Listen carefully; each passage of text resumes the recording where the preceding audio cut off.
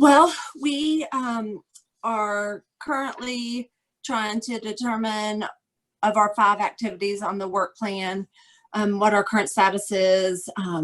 So hopefully in the next month, we can wrap those up and complete them so that we can start talking about the new work plan. We have one that we haven't started, which is a social media campaign. So our plan is in the next week or two to determine what messages we want to use.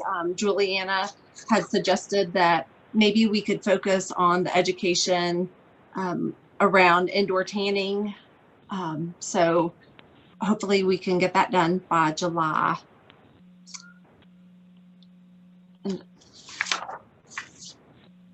And then other than that, we are just waiting to complete the materials that we have created around HPV for oral health providers, and then also educational material around hepatitis B to be used with harm reduction participants.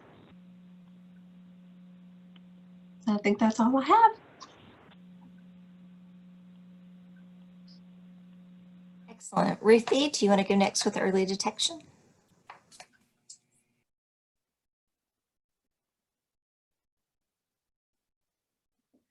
Can you hear me, Shelley?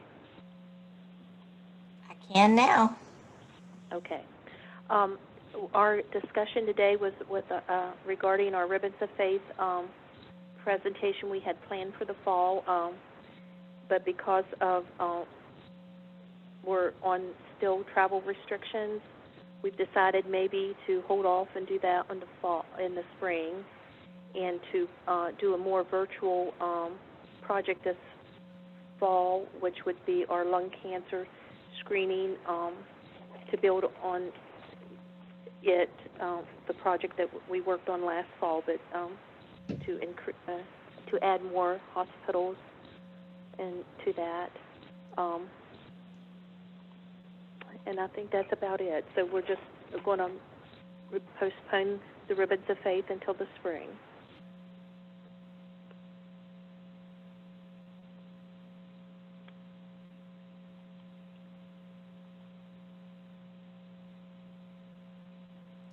Thank you, Ruthie. Abby, quality of life? Okay, we are in a similar boat to Ruthie's group. We were planning to do mini med school with CAMC, however that has been pushed back to September, and now where they are not going to be doing it in September, CAMC kind of wanted our opinion about rescheduling it for the spring, and most of us really feel like an in-person meeting we should definitely do in the spring, but we are looking into the possibility of additionally trying to do something virtually, but a lot of things that happen at a mini med school, screenings and the interaction, it's also an older population that attends, so I'm not sure that they would have connectivity. So we're going to stick with trying to do it in the spring, and then additionally try and do something just to get some data and numbers, kind of test the waters. Jennifer Hancock's going to reach out to the organizer, Ian Maddox, at CAMC and see what she thinks, but that is underway. And we're going to start, we're talking about our new work plan at our July meeting when we're all together. That's all I have. Oh, before I get done, can Nicole plug for the Health Connection resource guide about the rollout on June 8th? Sure. WV Health Connection has been a great partner in helping us to develop a survivorship resource library. So within that library, we're doing 2 things. First, we're linking to the Mountains of Hope resource map, and we're adding to it. So additional resources are being put onto the map. If you're not familiar, it's the West Virginia State county by county map of resources. So we're working to augment that. The second thing that we've done is created a resource library broken out by topic. And the topics range from everything from clinical trials, genetics information, survivorship care resources, just very broadly, transportation. So if you have a chance to take a look at that, I know we've publicized it through the MOH listserv, but WV Health Connection is the main page, and you can look at the resource library. They are making efforts over the next month to really roll out and broaden their partnerships. They have partnerships all over the state, and since the cancer piece of this is new, we are doing a rollout. There's a retreat that's happening next week to bring all of the partners together, and then throughout the month of June, they are doing the first Monday, or the first day of the week, a Monday of each week in June from 1 to 2 o'clock. They're highlighting one area of their WV Health Connection resource library. So they have diabetes and other chronic diseases. Cancer will be rolling out and talking about on June 8th from 1 to 2 p.m. And if you go to the website, and I'll get that info, I just had that confirmation come across this morning. And I'm happy to get that to Abby to circulate out to the bigger group. So it's great that we're getting their support to sort of broaden the reach of these resources, but also hopefully, in my mind, maybe pull some other interested individuals in to collaborations and to work with us. So thanks.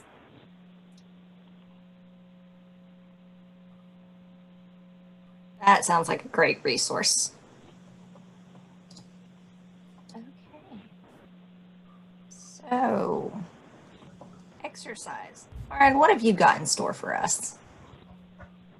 I have Nicole Stout, who is going to do this awesome exercise with us. I think I had her laughing. I asked her, I had found an activity for us to do, and the person teaching it looked just like Nicole. And I was like, you know what? I'm just going to ask Nicole. So she's going to do a quick little desk exercise with us, get us all moving, and then we'll have our last set of speakers and we'll move on.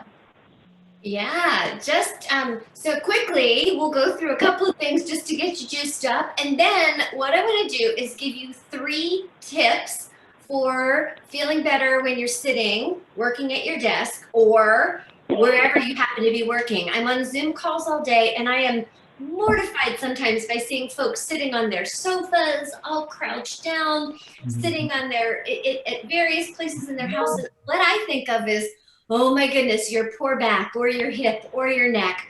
So here's what we're going to do right now. First of all, everyone stand up. You knew this was coming. Just stand.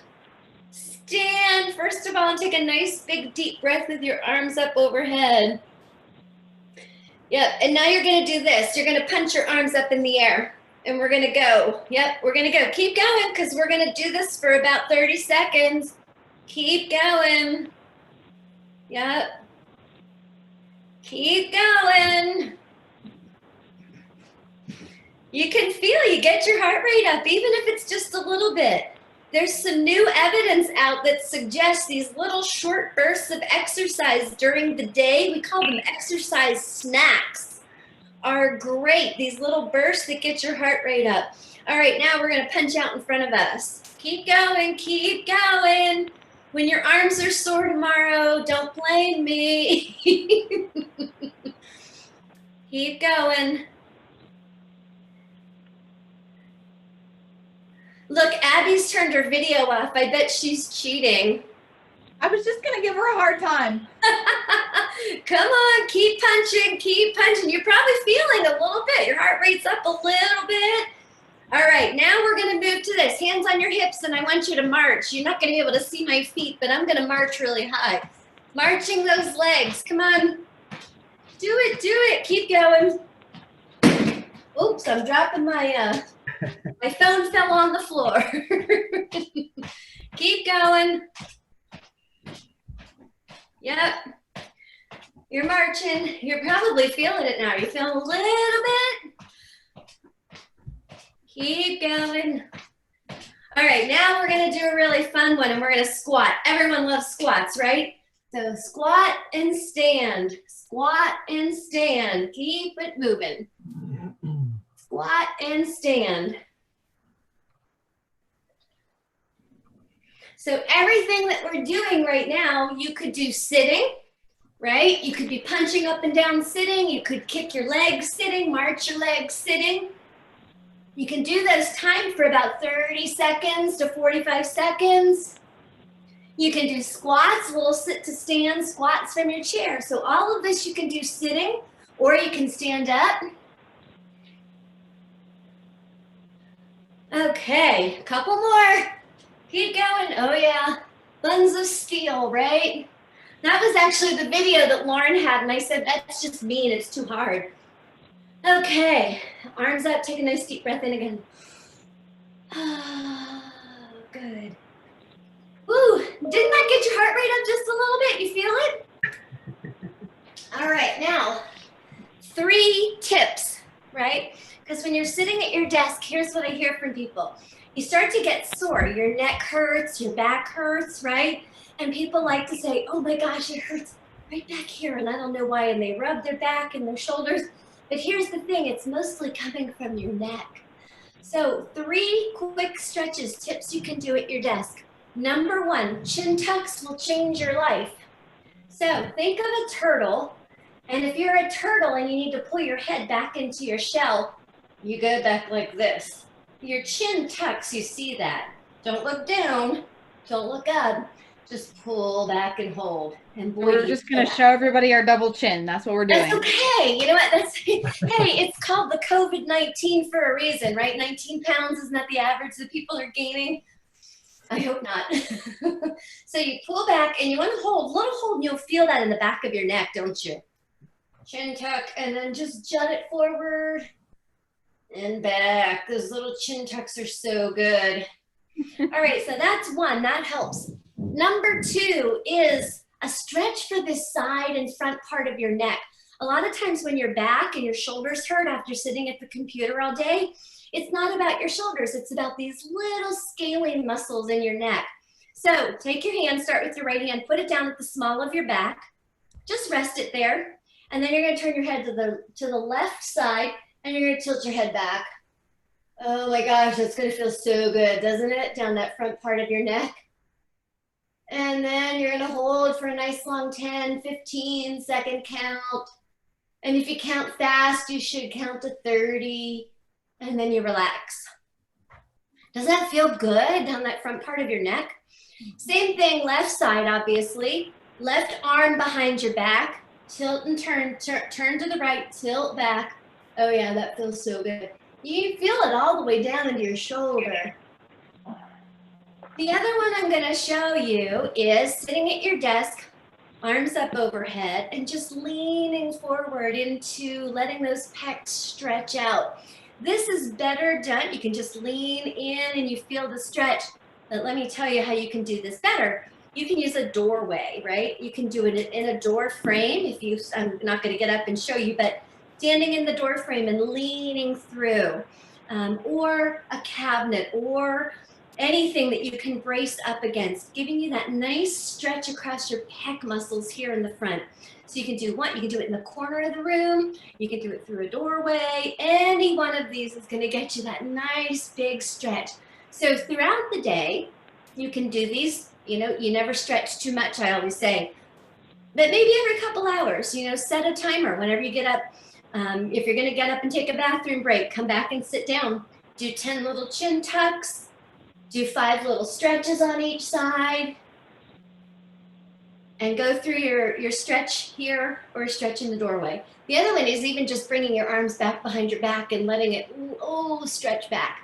Something that really gets across through this area here. So I'd say at least 3 times a day. All right, and there you go. You got your heart rate up there a little bit, didn't you? Yes. Okay, excellent. Thank you so much. And don't forget to look for our latest podcast on exercise, tips and interventions for patients. Lots of little stuff like that in that podcast. Yes, there are.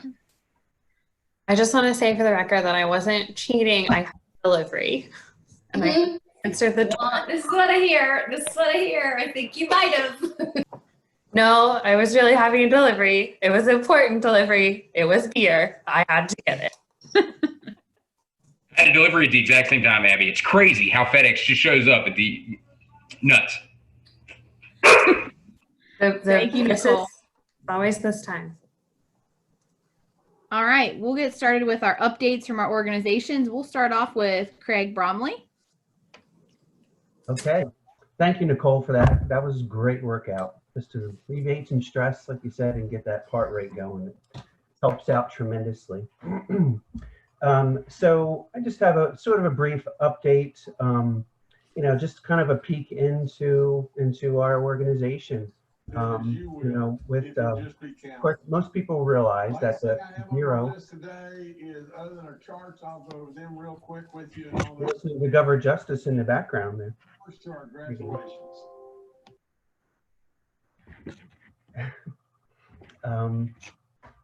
So most people realize that the Bureau for Public Health is an agency within that health promotion and chronic disease functions within the Department of Health and Human Resources.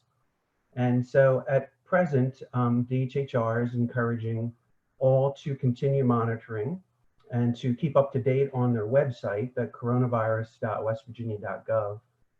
Just generally monitoring that it's particularly helpful for me just to kind of spend a little bit of time getting, you know, that little bit of information a couple times a day without being oversaturated, like Jennifer was mentioning earlier.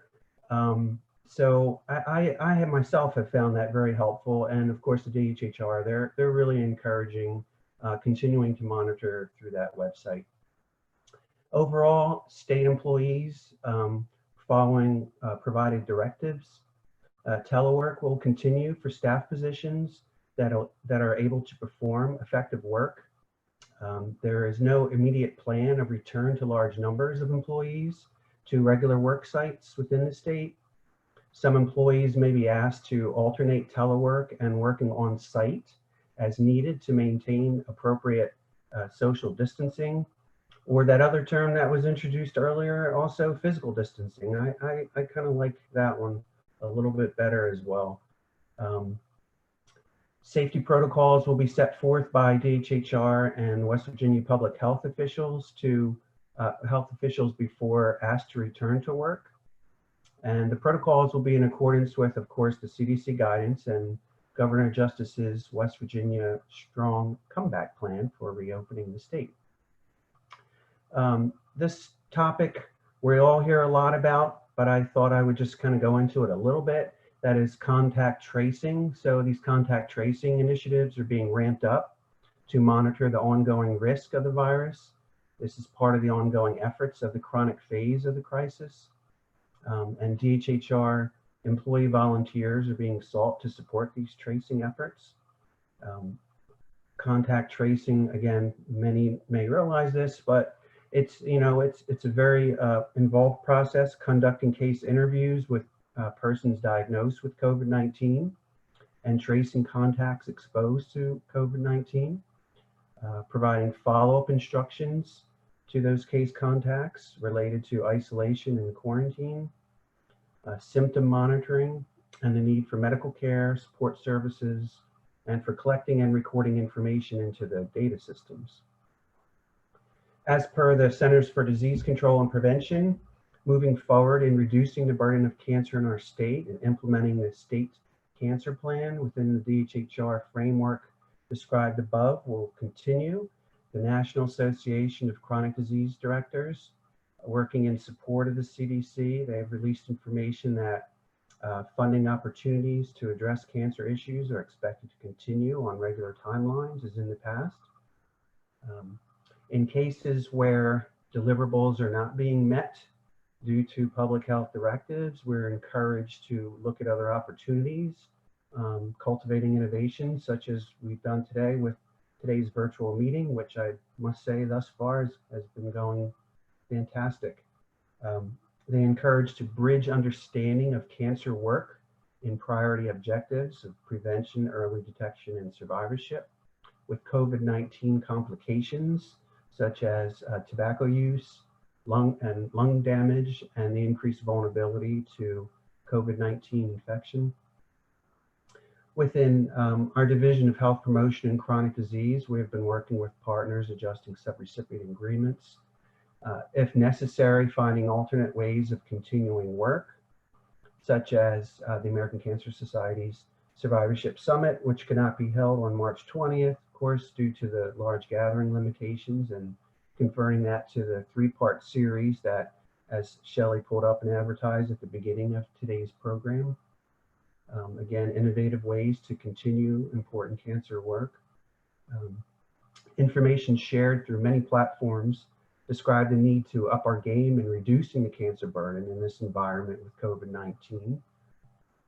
Some of those facts, of course, including that those with cancer are more likely to advance to mortality from COVID-19 infection. Cancer survivors should obviously be more extra cautious. Certain types of cancers put patients at a higher risk of contracting COVID-19. Both lung cancer and hematopoietic cancers are most susceptible.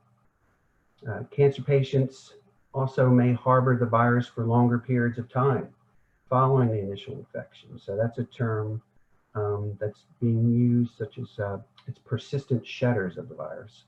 And this is presumed to be up to 6 weeks. So I found that to be an interesting fact. So these facts and many others are making our work in the cancer field during the post-pandemic chronic phase environment, that much more complicated and that much more important for safe procedures and for cancer screening and treatment. So thank you for all that work that is continuing and for the innovation that's being put forth to continue that work. Thank you, Craig. Next up, I have Mary Ellen Kahn from the WVU Cancer Institute. Hi, good afternoon, everybody. Just to give you an update on things that have been going on at the Cancer Institute, kind of dealing with cancer and how COVID is having an impact on that. For patients who are receiving treatment at the Cancer Center, telehealth visits have increased by 60%. So those patients who are not currently needing to come in to have chemotherapy infusion or radiation therapy, many of those appointments are being done through telehealth to help with the physical distancing and other measures to protect these patients, because many of them are immunocompromised. Cancer Prevention and Control has obtained a grant from the Bristol Myers Squibb Foundation relating to providing financial assistance to cancer patients where COVID-19 is creating some form of financial hardship for them. So we're excited to have this, and that it is very timely given the circumstances that many patients and their families may find themselves in right now.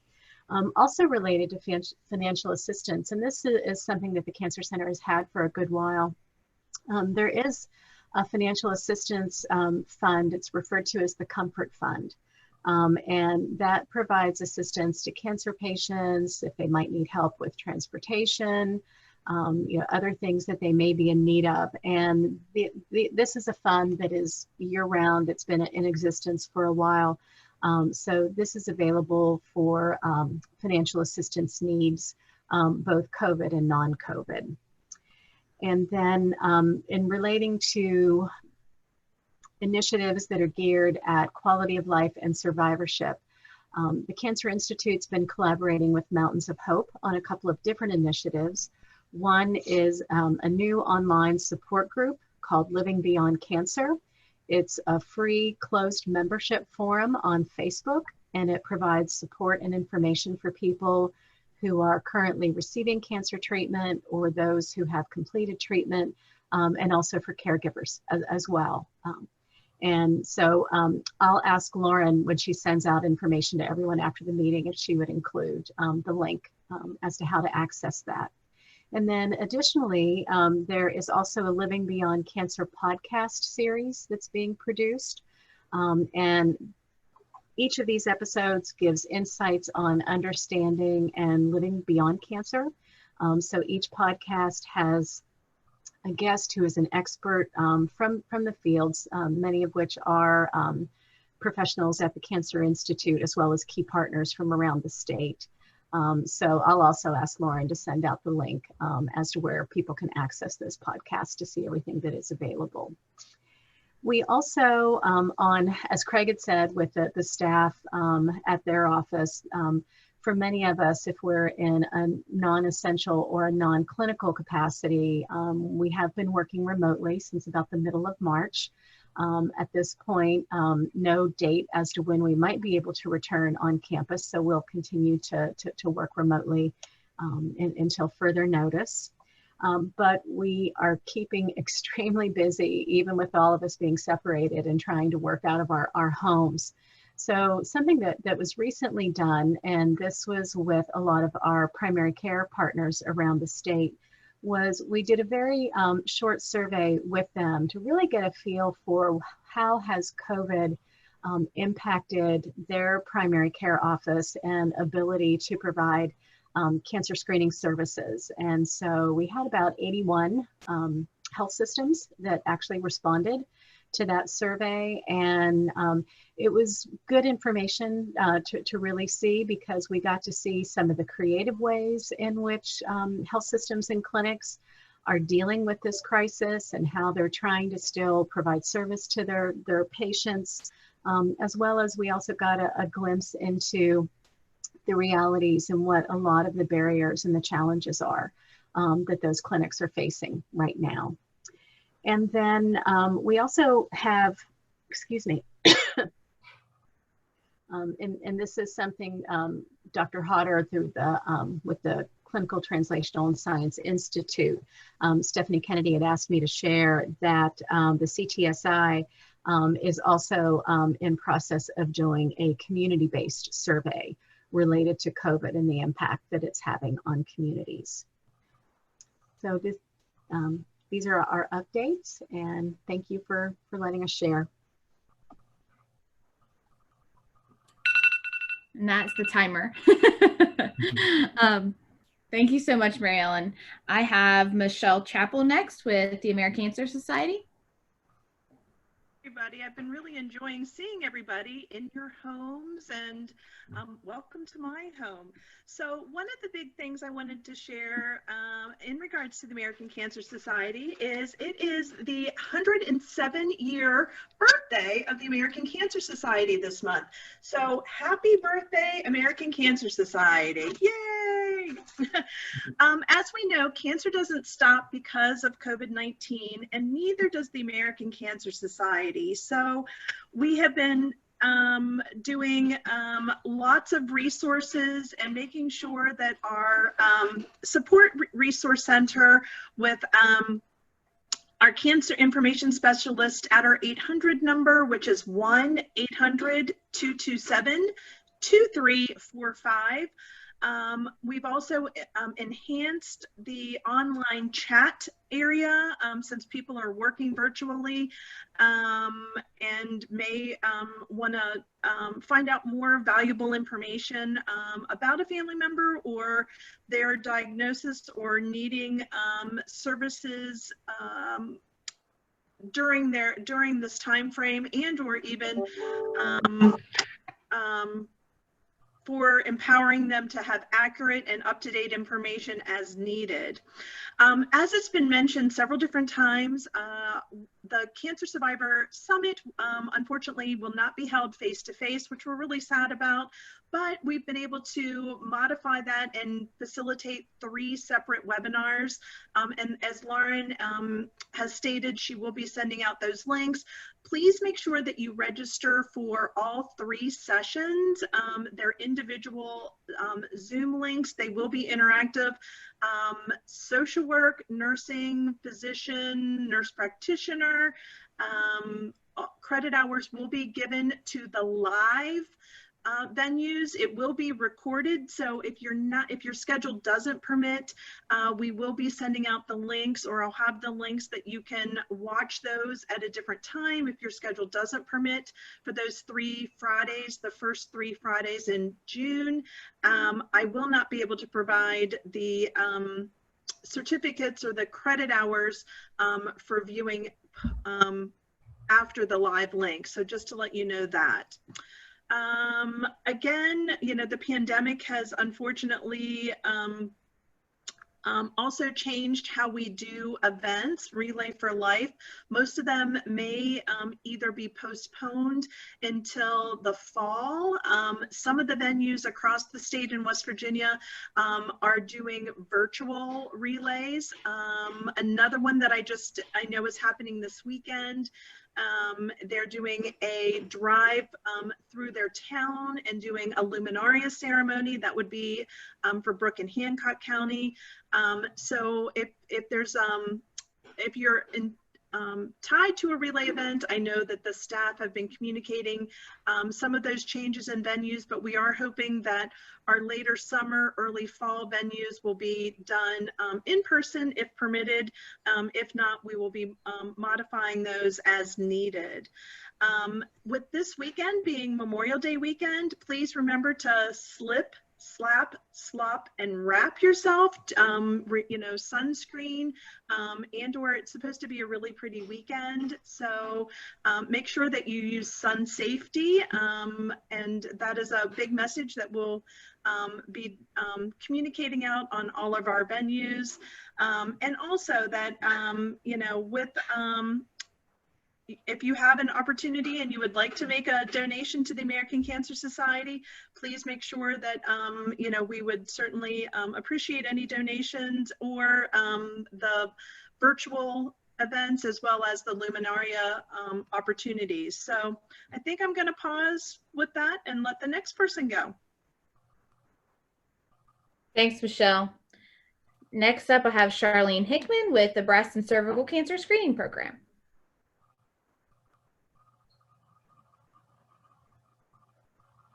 Hi, everyone.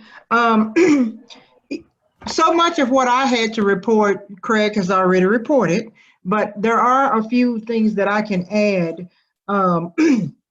In terms of BCCSP specifically, we are trying to do business as usual to the extent possible, and that is we're basically taking our cue from our clinics.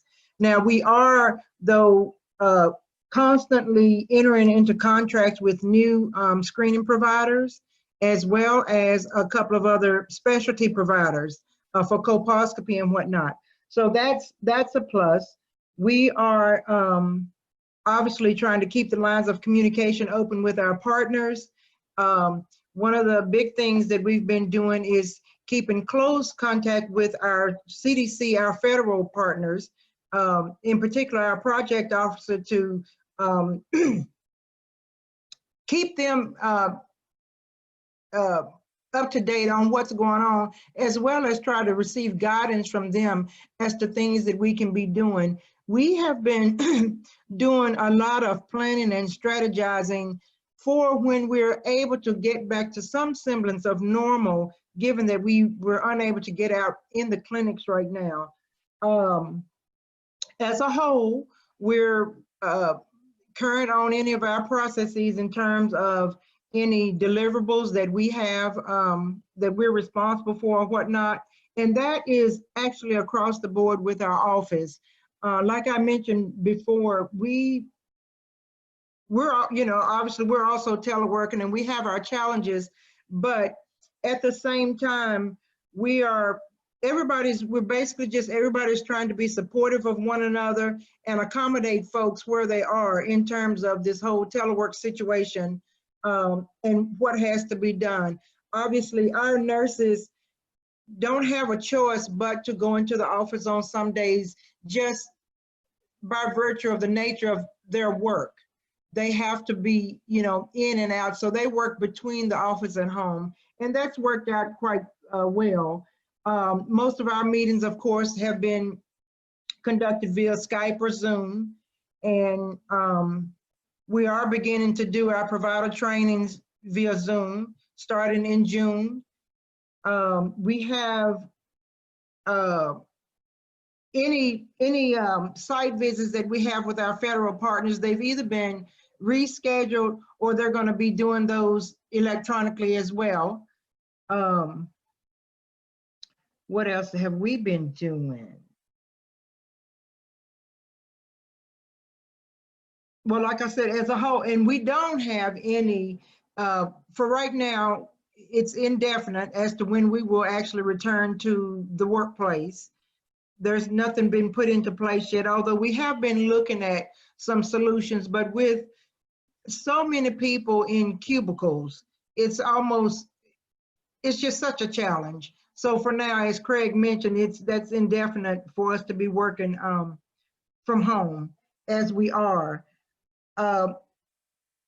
Basically, we're just trying to do whatever we can. We're trying to put some plans in place for when we're able to do things, and reaching out to new partners that we had possibly, we had already identified, and getting some conversations going there. So that's pretty much it for us, because like I said, I'm in the bureau with Craig, so he's shared all the overall updates. Our office, the Office of Maternal, Child, and Family Health, is obviously just on target with everything and running, for the most part, business as usual to the extent that we can.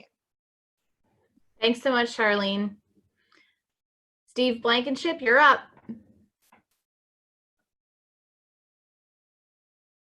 Hello, everybody. Just very quick updates for you here. Yeah, I mentioned in our steering committee meeting yesterday that I will be so thankful to get back to cancer work. And thank you, Nicole Stout, for actually giving us a couple of data requests that involved cancer, so I could actually remember what my real job was. Both of the EPIs in the cancer registry, myself and Marky McCoy are working on the COVID problem.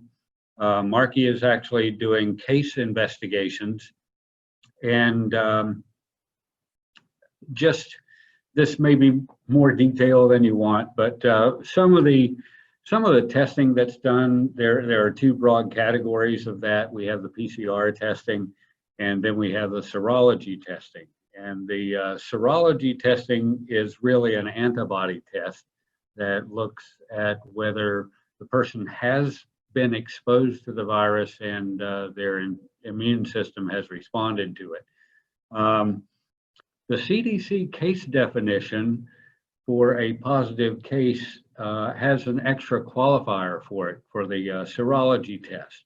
So if you are seropositive, you also have to have symptoms to be classified as a case. So that's part of what Marky's doing. She is contacting the seropositive patients and determining whether they have any symptoms and all that kind of stuff to classify them as a confirmed case or as not a case. My role in this is very strange and very high pressure. For some reason, I'm doing the daily updates for the press releases at 10 a.m. and 5 p.m. So if you go on any of the news websites like WCHS and look at their daily updates at 10 and 5, those are coming from the cancer registry. So let me see. One other thing. Yeah, the other activities in the cancer registry, such as case finding and abstracting of cases and all the quality control activities, all of those things are going on as normal. And we are all up to date on all of our case finding things. Most of our abstractors have access to hospitals remotely. So this really hasn't affected their work very much. One other detail I just want to mention, this comes from some of the social media talk that we had earlier and some of the rumors going on out there. And one particular story I saw in my feed this week was about hospitals getting more money if they classify a patient as a COVID-related death as opposed to a non-COVID death. And so there was a lot of kind of conspiracy stuff. Oh, they're just bumping up the numbers so they can get more money. And just so you know, that's not true, because I also check on the official deaths due to COVID here. So the patient has to be COVID positive and not just the sero test. The attending physician also has to determine that the cause of death was COVID related and attest to that on the death certificate. So it's not something that a hospital can just assign randomly and get more money for it, right? There are actual procedures for assigning these deaths, and it is not a random process. So that's pretty much it. We have had some other cancer work going on. I've done a virtual pooled registry linkage, and we should be getting the new data from the CDC soon. I'm not sure what effect this has had on their data production, but we should get the new profiles for all the counties and be able to run the new statistics here. I'm thinking within a matter of weeks. So that's coming up. I also mentioned in the meeting yesterday, the hard copies of the 2019 burden report have arrived. So those will be going out to hospitals and local health departments and everyone else. So I usually distribute those at our in-person meetings, but who knows when that will happen. So if you really want one, just drop me an email and send me your address and we'll get one out in the mail to you. So that's it for us. Thanks, Steve. Juliana Frederick Curry is going to wrap up our organizational updates for today, and then Shelley will have she has a quick announcement for everyone, and then that will be our day. Okay. Lauren, can you share the one infographic I sent you? And I'm sorry, when I turn my video on, I start cutting out. So if you can bear with me. I think everybody has kind of mentioned how cancer patients are more vulnerable than ever now during COVID. And this, you can just, oh wait, that's the second one. I shared a couple handouts with Lauren. One is about an upcoming policy form, and one are some of the resources that the American Cancer Society and ACS CAN are providing to help cancer patients. Do you want the other one up, Juliana? Yeah, if you don't care, Sorry. I'll start with that. Thank you. First, on a policy level, probably a lot of you have seen the stimulus packages that the federal government is looking at, and the American Study Cancer Action Network has been working really hard to make sure that cancer patients are included in some of these provisions. One of the things that was mentioned earlier is about how cancer patients are at higher risk of contracting COVID. So a lot of them have turned to oral therapy drugs, and unfortunately, a lot of providers are charging more for those drugs. And so there is a piece out there, the Cancer Drug Parity Act, which is Senate Bill 741, that really would help in equaling out the payments for that, because there really shouldn't be a reason that the oral chemotherapy is more than traditional chemo. Another part is also for a special enrollment period. A lot of cancer patients don't have coverage at this time, and so we're asking for an extended enrollment period for that. Also, some nonprofit relief for organizations like American Cancer Society that were not included in the original CARES Act. Another thing, looking for cancer research money. It was said from the NIH director that due to COVID, we stand to lose about $10 billion of research money to NIH. So we're continually asking for increased funding, or at least sustained funding, because it's important that we continue the progress that we've been making. If you want to read any more about some of the federal issues that we're working on to protect cancer patients, you can go to fightcancer.org, and fightcancer.org/West Virginia would give you any West Virginia specific updates. Also on a state level, earlier in the prevention group, they mentioned about tanning, indoor tanning, and also Michelle mentioned about reminding everybody about sun safety for Don't Friday. Unfortunately, as the state has been opening back up, when they decided to open up tanning salons, several tanning salon owners have asked if they could lift the ban that we helped pass through Mountains of Hope and the American Cancer Society a couple years ago. They said that they've experienced such revenue, they said about 20% revenue loss since we started banning all of those 18 and under in the state from tanning. So there's been a lot of talk on social media, and there were a lot of calls made to the governor about how important it was to open up tanning salons. And I think what our prevention group is wanting to do is to remind people of the dangers of indoor tanning. Fortunately, one of the Mountains of Hope members, Annette Betty Santilli, that was involved with those efforts, drafted an op-ed to kind of respond to some of this talk, just reminding them about tanning beds being a Class A carcinogen, that our youth certainly shouldn't be using the tanning beds. And it's something that I think Mountains of Hope will be engaging in as we move forward to kind of re-educate people about the dangers. The piece that Lauren has pulled up is about an upcoming cancer policy forum that we're planning to hold it September 25th at the Mollahan Center in Fairmont, and it will cover tobacco and healthy eating are two of the leading causes of cancer. We'll be sending out save the dates and an invitation for everybody to join. And there's also information regarding this, as well as the other federal policy pieces on our Facebook and Instagram and Twitter pages. So if you're interested, please check us out on social media, ACSCAN West Virginia. And if you're interested in attending the policy forum, we're already accepting registrations, and it's free to attend.